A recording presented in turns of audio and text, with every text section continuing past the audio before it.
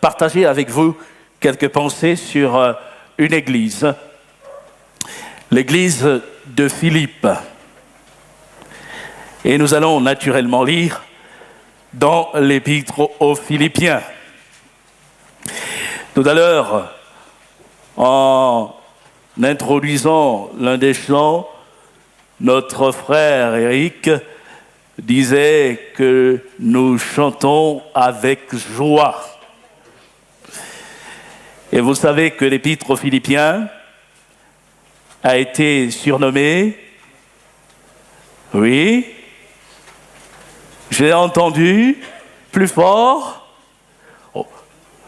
Oui, Valérie, Notre joie. Oui, c'est un des titres donnés au livre, Notre joie. Mais plus encore, un hymne, l'hymne à la joie. L'hymne à la joie. Pourquoi ? Parce que le thème de la joie traverse toute l'épître. C'est une épître qui est composée de 4 chapitres, qui a été, si vous voulez, subdivisée, c'est encore plus vrai, subdivisée en 4 chapitres. Et le thème de la joie est compris dans chaque chapitre, mentionné dans chaque chapitre. Par exemple, au chapitre 1er, on retrouve cela au verset 4 ou 5, selon les traductions, au verset 18, au verset 25.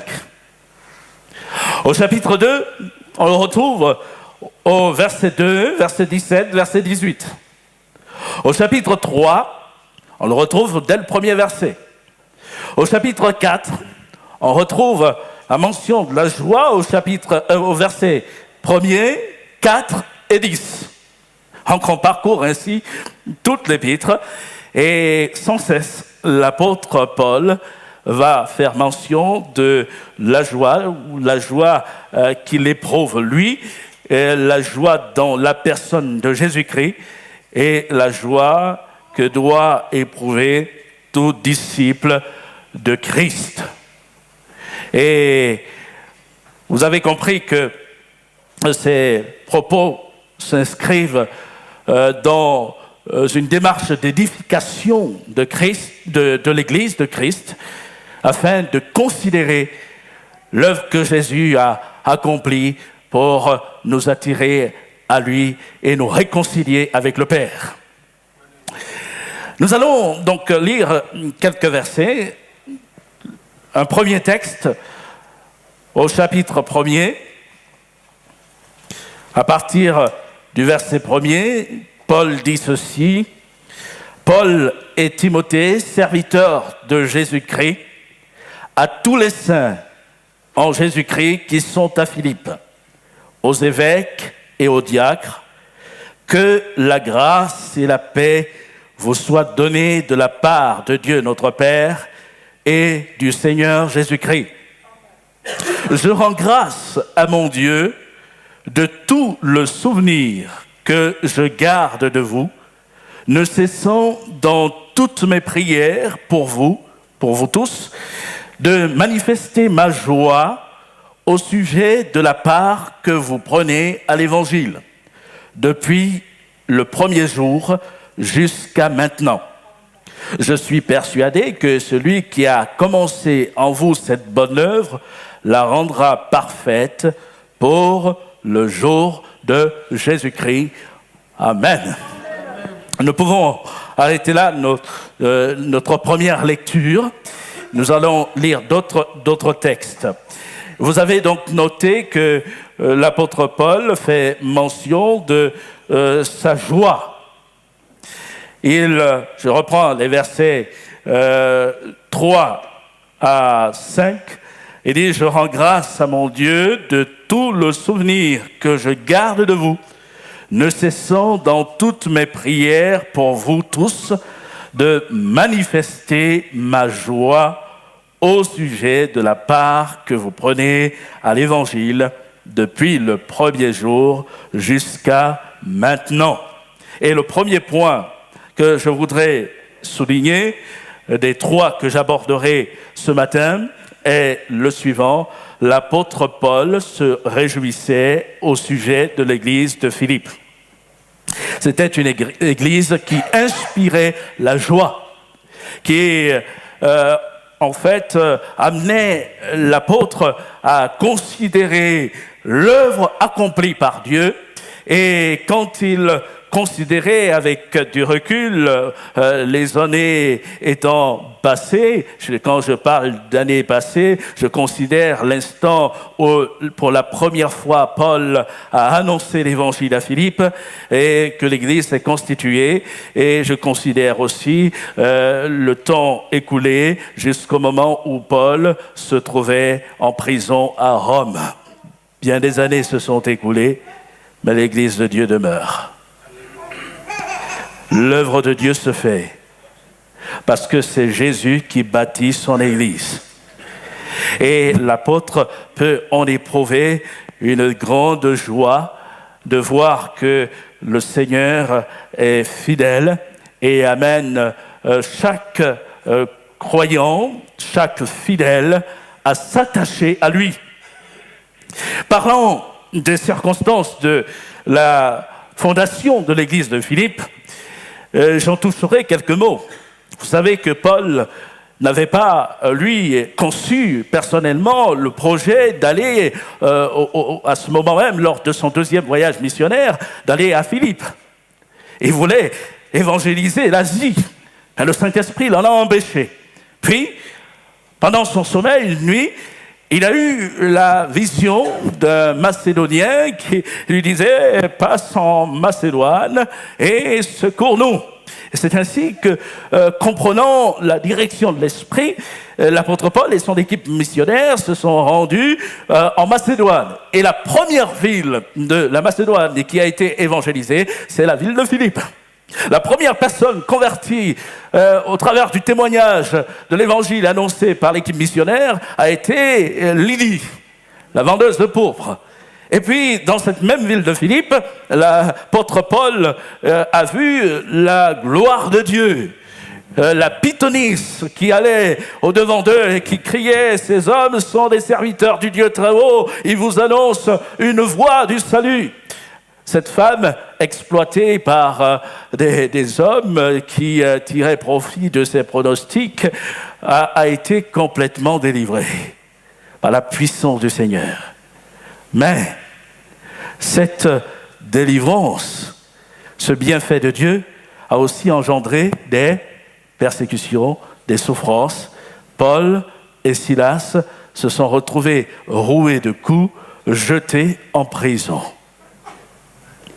Mais une église, une œuvre avait commencé. Jésus avait touché les cœurs.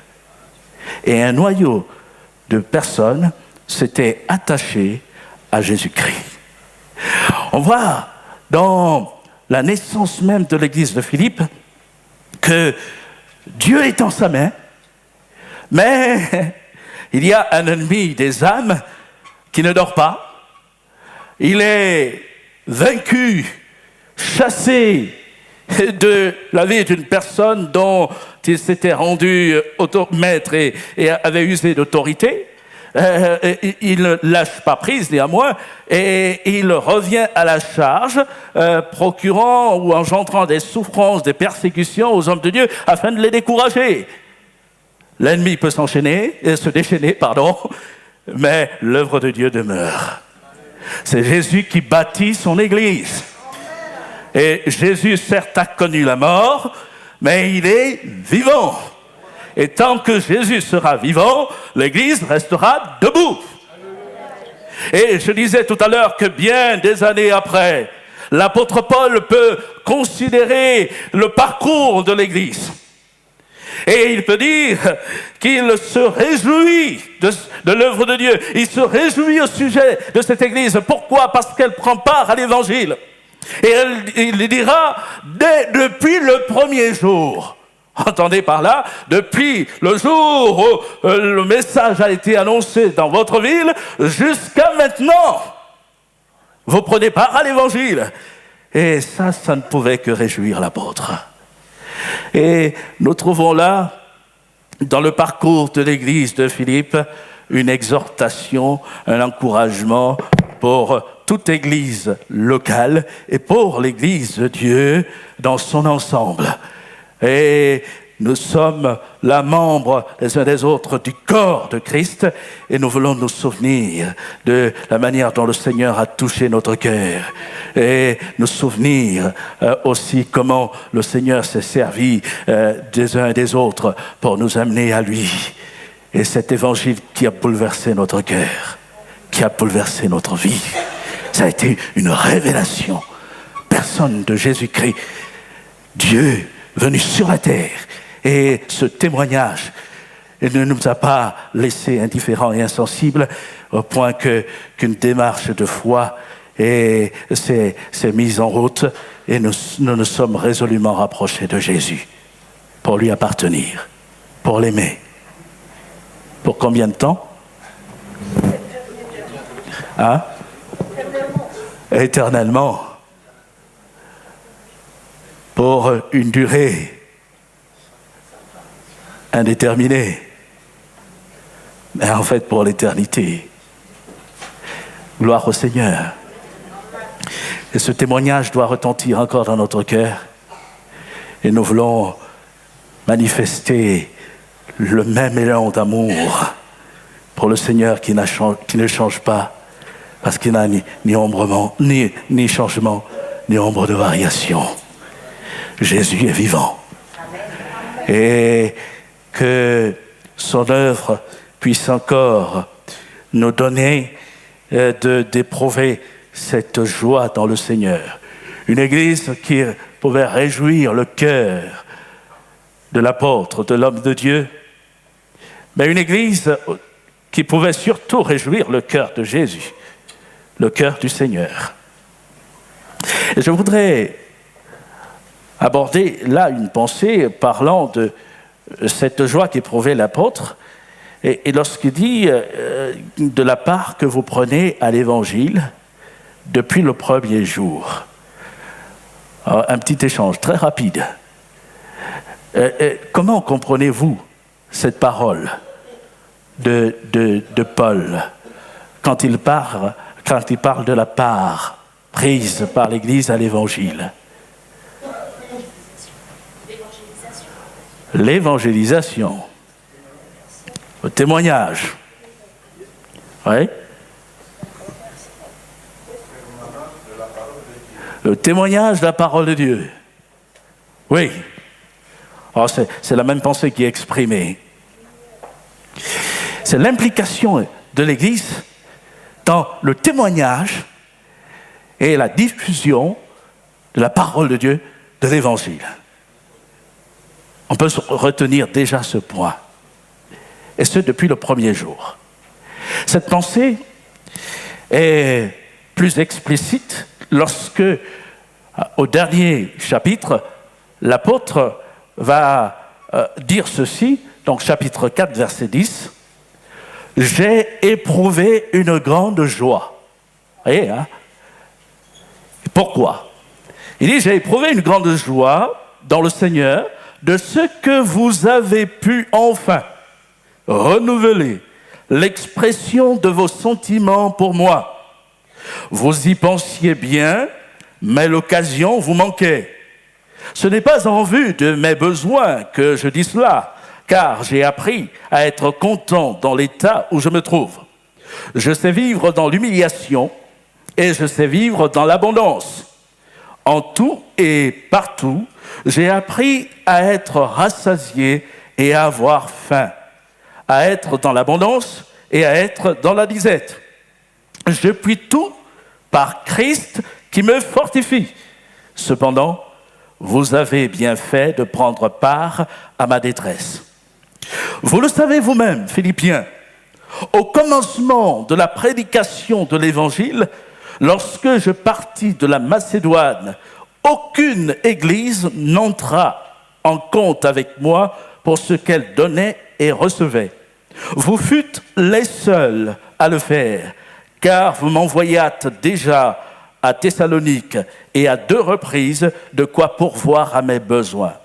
Ce n'est pas que je recherche les dons, mais je recherche le fruit qui abonde pour votre compte.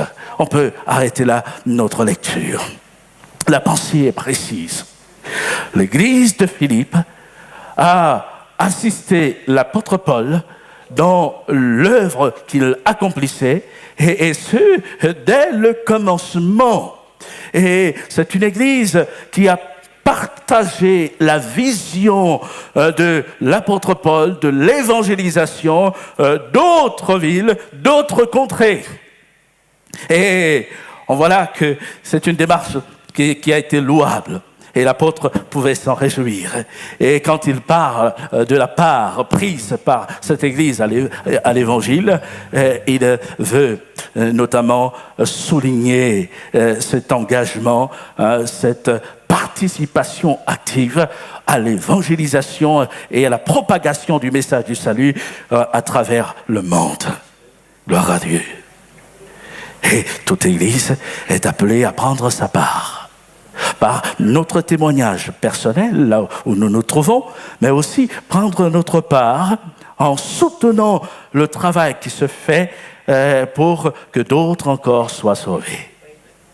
Financièrement, dans la prière, et chacun a sa pierre à apporter à l'édifice. Alors, évidemment, il est important quand même de souligner que lorsqu'on dit cela, il n'y a pas dans notre démarche une intention de culpabiliser qui que ce soit. Parce que d'aucuns pourraient se dire « Ah, mais moi, je n'ai pas de moyens. Comment est-ce que je pourrais faire ?» Il est question de participer matériellement, d'assister à l'œuvre de Dieu. Et quand on n'a rien, comment faire ? Eh bien, si on peut participer, comme je disais tout à l'heure, par la prière déjà, mais aussi par le témoignage que nous pouvons rendre autour de nous. Et je me souvenais ce matin encore du témoignage qui nous a été rendu par mon formateur dans la ville de Perpignan, Alain Denisou, pour ceux qui peut-être le connaissent. Il nous parlait d'un jeune homme. Ça devait être au Sénégal, où lors du passage de tronc et des offrandes, c'était des corbeilles, un jeune homme s'est senti là comme dans son cœur triste de ce qu'il ne pouvait rien apporter à l'œuvre de Dieu. Il voulait bien contribuer à l'œuvre de Dieu, mais il n'avait rien. Alors lorsque le frère qui passait avec le tronc ou la corbeille est venu à son niveau, il a dit à ce frère « Pose la corbeille par terre ». Alors, il ne comprenait pas, pose la corbeille par terre, et il a insisté, pose la corbeille par terre. Et bon, le frère s'est exécuté, il a posé la corbeille par terre, et ce jeune homme, qui était un jeune adolescent, s'est levé de sa place, et il est monté dans la corbeille. Et il a dit, dans son cœur, « Seigneur, tu vois bien que je voudrais t'apporter quelque chose pour participer à ton œuvre, mais je n'ai rien. Alors ce que j'ai, je te donne tout, prends-moi. » La suite de l'histoire, c'est que cet homme est devenu missionnaire. Et le Seigneur s'est servi de lui pour annoncer l'évangile. Et il a parcouru bien des villes, des pays pour proclamer le message de l'évangile. Le Seigneur pose son regard sur chacun de nous, et avec ce que nous avons, nous pouvons nous aussi prendre notre part à l'évangile. Gloire au Seigneur, et nous le désirons de tout notre cœur, et nous voulons prier, Seigneur, remplis-moi remplis-nous de ton esprit pour que l'évangile retentisse encore. Que Jésus soit révélé encore à bien des cœurs. Alors, je souligne ce premier point. L'apôtre Paul pouvait se réjouir au sujet de l'église de Philippe. Lisons un deuxième passage au chapitre 2. Celui-ci, nous l'avons très souvent lu. Dès le premier verset jusqu'au verset 11, il est dit ceci. Si donc, il y a quelque consolation en Christ, s'il y a quelque soulagement dans la charité, s'il y a quelque union d'esprit, s'il y a quelque compassion et quelque miséricorde, rendez ma joie parfaite, ayant un même sentiment, un même amour, une même âme, une même pensée. Ne faites rien par esprit de parti ou par vaine gloire, mais que l'humilité vous fasse regarder les autres comme étant au-dessus de vous-même. Que chacun de vous, au lieu de considérer ses propres intérêts, considère aussi ceux des autres. Ayez en vous les sentiments qui étaient en Jésus-Christ, lequel, existant en forme de Dieu, n'a point regardé comme une proie à arracher d'être égal avec Dieu, mais s'est dépouillé lui-même en prenant une forme de serviteur, en devenant semblable aux hommes, et après s'être trouvé dans la situation d'un homme, il s'est humilié lui-même, se rendant obéissant jusqu'à la mort, même jusqu'à la mort de la croix. C'est pourquoi aussi Dieu l'a souverainement élevé et lui a donné le nom qui est au-dessus de tout nom, afin qu'au nom de Jésus, tout genou fléchisse dans les cieux, sur la terre et sous la terre, et que toute langue confesse que Jésus-Christ est Seigneur, à la gloire de Dieu le Père. Amen. Jésus-Christ est Seigneur.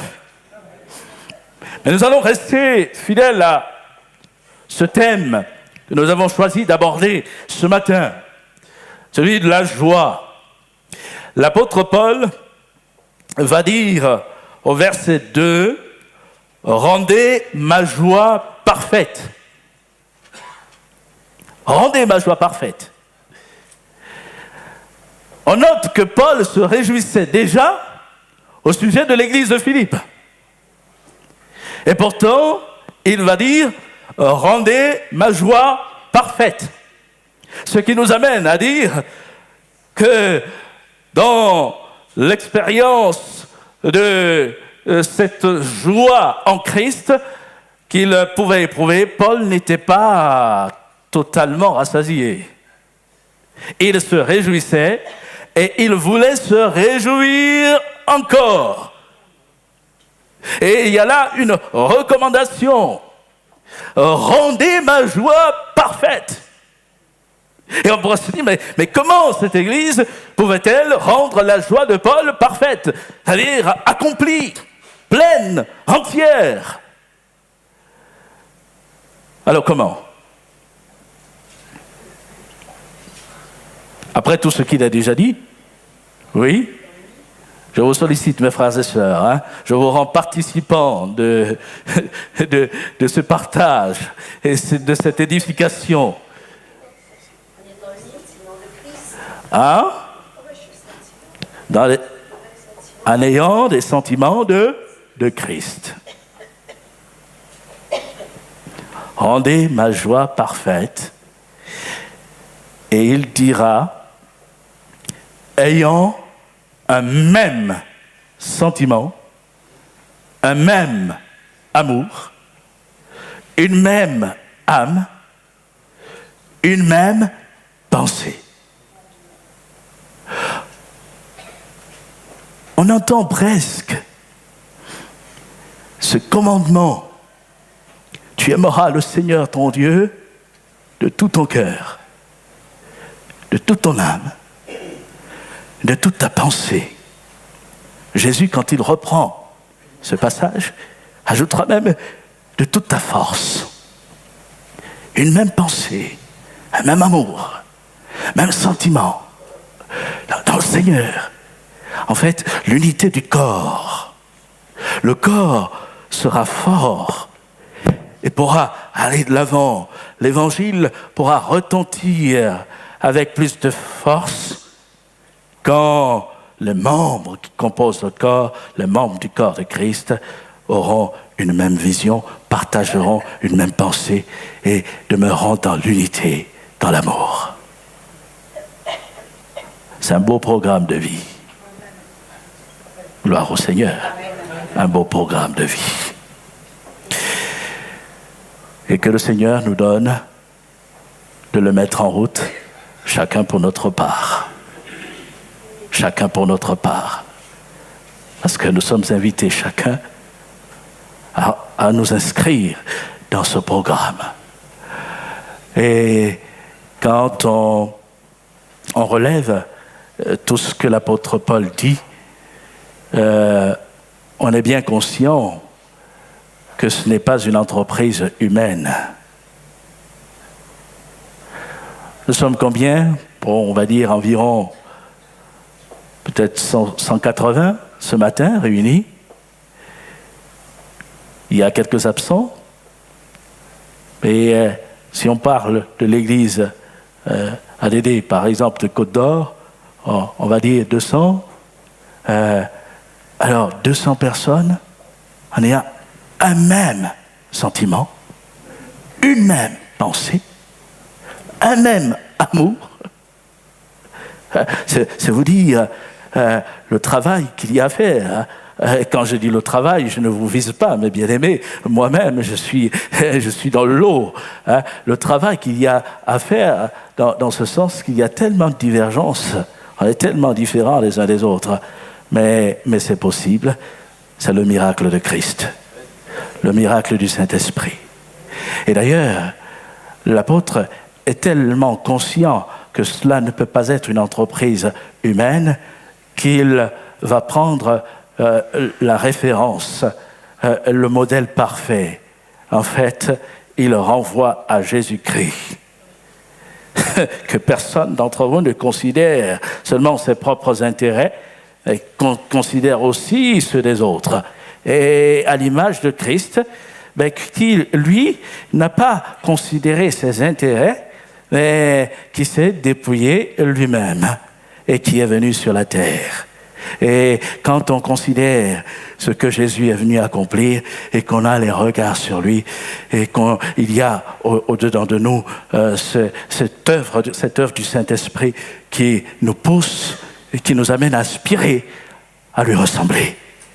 Et plus chercherai à ressembler à Christ, alors le Saint-Esprit œuvrera aussi en moi pour que je puisse être un avec Jésus. Et en étant un avec Jésus, je pourrai être un avec mes frères et sœurs. Et aller dans la même direction. Considérer ce que le Seigneur a fait. Mais pour qu'on puisse en arriver là, chacun doit aussi prendre part au sacrifice de Jésus, à sa mort et à sa résurrection.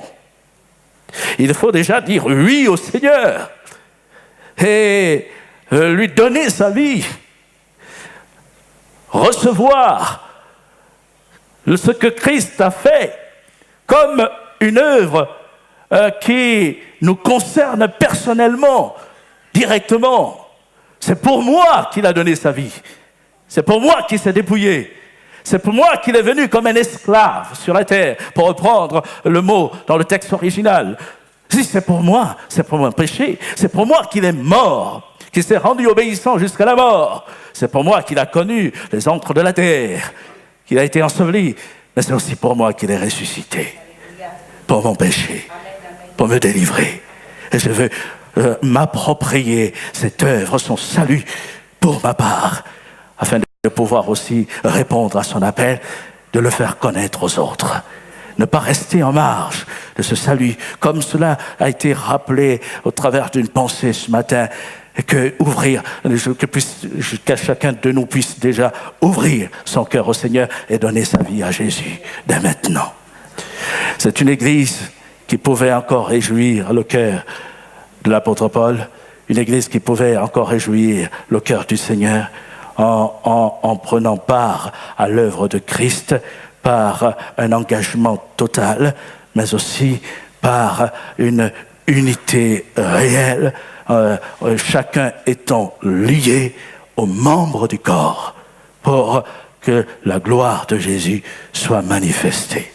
Et j'aime rappeler ce passage, cette recommandation du Seigneur dans l'évangile de Jean, au chapitre 13, lorsque Jésus dit à ses disciples « Je vous donne un commandement nouveau ».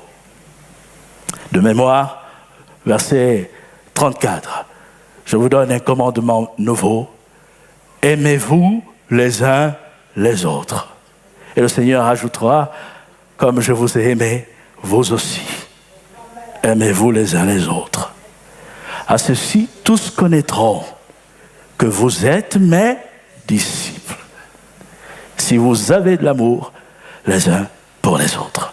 Alors au Seigneur, on reconnaît un disciple du Seigneur, de Jésus-Christ, dans la part qu'il a à l'amour de Christ, mais aussi dans la manifestation de cet amour à l'égard des autres, des frères et sœurs, mais cela va aussi au-delà. Et que le monde puisse reconnaître en chacun de nous un disciple de Jésus. Amen. Gloire au Seigneur. Je vais aller plus loin. Il y a bien des choses qu'on pourrait encore partager, mais je m'arrête là. Et un dernier texte, toujours dans Philippiens, chapitre 3, verset 1er. L'apôtre dit ceci: « Au reste, mes frères, réjouissez-vous dans le Seigneur. Je ne me lasse point de vous écrire les mêmes choses. Et pour vous, cela est salutaire. » Et il ajoute: « Prenez garde aux chiens, prenez garde aux mauvais ouvriers, prenez garde aux faux circoncis, car les circoncis, c'est nous qui rendons à Dieu notre culte par l'Esprit de Dieu, qui nous glorifions en Jésus-Christ et qui ne mettons point notre confiance dans la chair. » Et il continue de développer sa pensée. Au chapitre 4, verset 4, on ne peut pas parler de l'épître aux Philippiens comme d'un hymne à la joie sans évoquer ce verset. Réjouissez-vous toujours dans le Seigneur. Je le répète, réjouissez-vous. Que votre douceur soit connue de tous les hommes. Le Seigneur est proche. Ne vous inquiétez de rien, mais en toute chose, faites connaître vos besoins à Dieu par des prières et des supplications, avec des actions de grâce. Et la paix de Dieu, qui surpasse toute intelligence, gardera vos cœurs et vos pensées en Jésus-Christ. Amen. Vous avez noté qu'ici, l'apôtre va dire « Réjouissez-vous ». Au premier chapitre, il a dit « Je me réjouis ». C'était la pensée exprimée. Dans le chapitre 2, il dit « Rendez ma joie parfaite ». Et dans les deux textes que nous avons lus, il va dire « Réjouissez-vous ». En fait, la joie n'est plus appliquée à sa personne. Je me réjouis, rendez ma joie parfaite, mais il dit « Réjouissez-vous ». C'est une joie qui se partagent. Comme disait quelqu'un, la joie appelle la joie. Et l'apôtre Paul veut que l'église de Philippe trouve sa joie dans la personne du Seigneur. Et au chapitre 3, lorsqu'il dit « Réjouissez-vous », il met quand même en garde l'église contre les faux circoncis. Et là, je souligne le fait que l'Église commençait, du temps de Paul, à être menacée par des doctrines qui allaient éloigner les disciples de la simplicité de l'Évangile. Parce que des judaïsants parcouraient les églises, et notamment l'église de Philippe, pour prêcher le retour à la circoncision et à l'observation de la loi de Moïse. Et Paul met en garde l'Église face à ces doctrines. Non, l'œuvre de Jésus est une œuvre accomplie. Tout a été accompli, parfaitement accompli pour notre salut. Nous n'avons plus rien à y ajouter. Ce n'est pas une pratique rituelle de la loi qui apportera quelque chose à notre salut. Toutes les alliances faites par Dieu dans l'Ancien Testament étaient l'ombre de la nouvelle alliance en Jésus-Christ, et tous les sacrifices étaient l'ombre des choses à venir, du sacrifice parfait que Jésus allait accomplir sur le bois. Et nous voulons garder ce que Christ a fait et marcher dans notre relation avec Dieu en toute assurance. Jésus a tout accompli.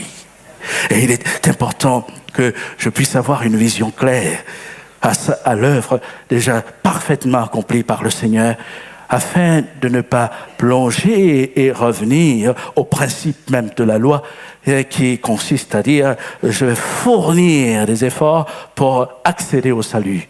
Non, le langage de la foi en Jésus-Christ dit ceci: parce que je suis sauvé, je vais plaire au Seigneur, je vais marcher à l'image de la personne du Seigneur, et non pas je vais faire ceci ou cela pour être sauvé.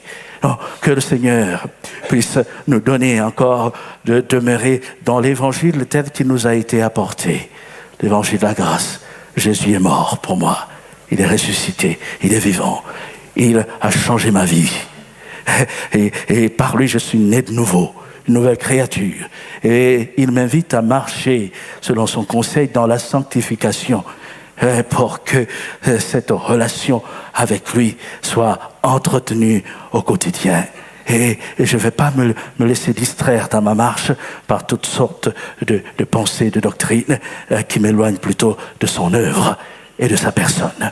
Et qu'il en soit ainsi pour chacun d'entre nous. Je veux me réjouir dans ce que Christ a accompli, dans l'œuvre de Golgotha. Et puis, le Seigneur va aussi dire, réjouissez-vous toujours dans le Seigneur. L'apôtre Paul le dit, toujours dans le Seigneur, je le répète. Et là, il sensibilise l'Église sur le fait que le Seigneur revient bientôt. Et il va dire, ne vous inquiétez de rien.